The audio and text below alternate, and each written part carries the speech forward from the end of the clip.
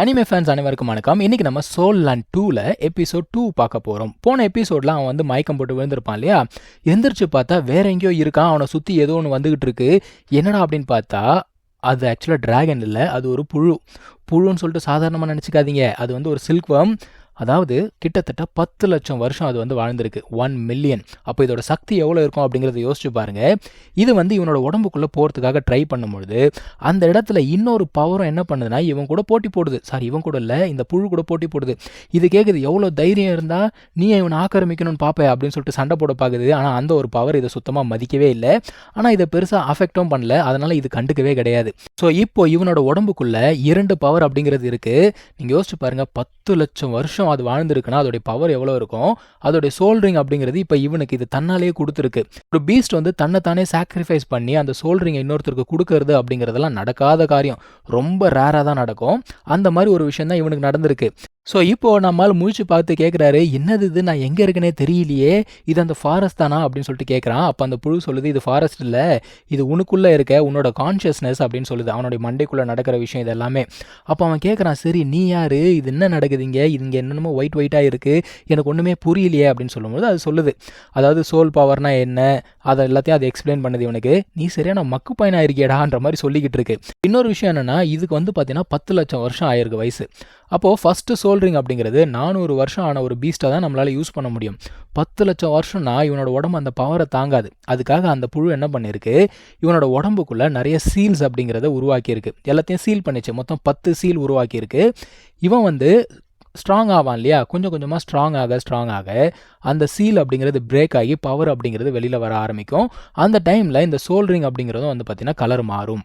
So இந்த Beast வந்து பார்த்தீங்கன்னா நம்மளுடைய ஹீரோக்கு இப்போதைக்கு ஒரு 4 டெக்னிக் அப்படிங்கிறத கொடுத்துருக்கு. ஆனால் 4மே வந்து பார்த்தீங்கன்னா அட்டாக் டெக்னிக் எதுவுமே கிடையாது.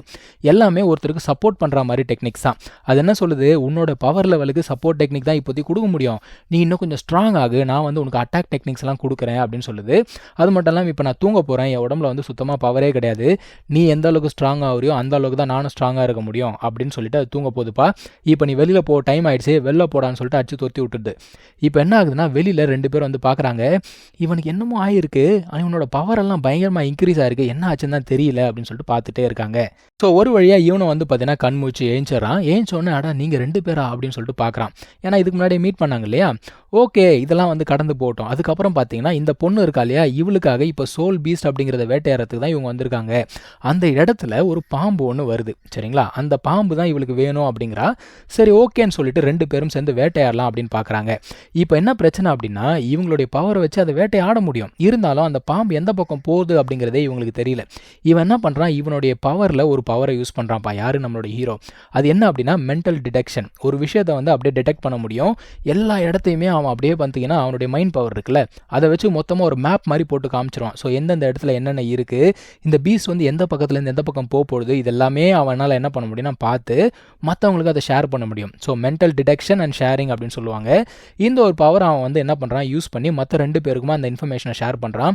அவங்களால அந்த காட்டில் என்னென்ன விஷயங்கள் இருக்குன்னு சொல்லிட்டு எல்லாத்தையுமே உணர முடியுது. அதனால் ஈஸியாகவே அந்த ஒரு பீஸ்ட்டை வந்து பார்த்தீங்கன்னா டிஃபீட் பண்ண முடியுது.